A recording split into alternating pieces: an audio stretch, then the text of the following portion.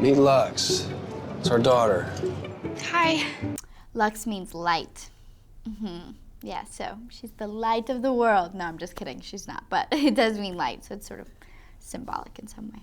What do I like most about Lux? I think probably just her fierceness. Like, she's just sort of a strong-willed 16-year-old, which you sort of never see or hear or get to watch on television. And it's just like really exciting to be able to play someone so powerful, I think. And she has a lot of, there's a lot of dynamics to her, and she sort of goes through a lot of, ups and downs, especially within this first season.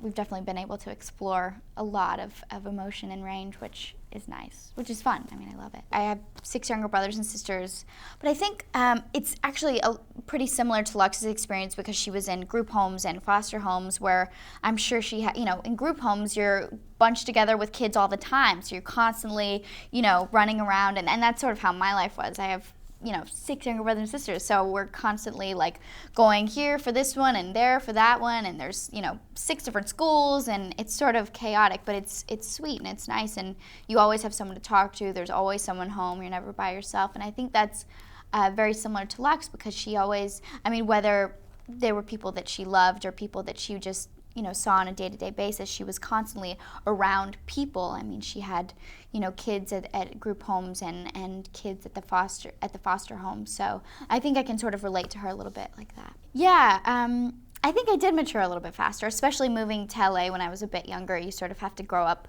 a little bit quicker to just sort of adjust to the world. And I'm from South Carolina, so it's a little more podunk type of town, and you don't really, have to deal with the big city life. So I think that sort of culture shock put me into a more mature place. The best part about, working with Sherry and Chris and their characters is they're adults. Obviously, they, my dad, Baze, owns a bar, and so he's, making money, and he owns the bar. And then, my mom, she's a radio host, and from an outsider's point of view, is they're like grown-ups. But then when they actually try to be parents, it all falls to pieces. They can't. They're trying so hard, and that's the most endearing part, is they try so hard to be good parents, but they just don't know how to be, and they sort of have to jump into this 16-year-old's life who they barely even know and parent her. So it's really fun to see their quirks and turns and see how they sort of deal with things, because they are a little bit immature and they are kind of like kids and they don't know how to handle things, and in a way they're almost a little more immature than Lux at times. Juno meets Gilmore Girls. Yeah, it's exciting.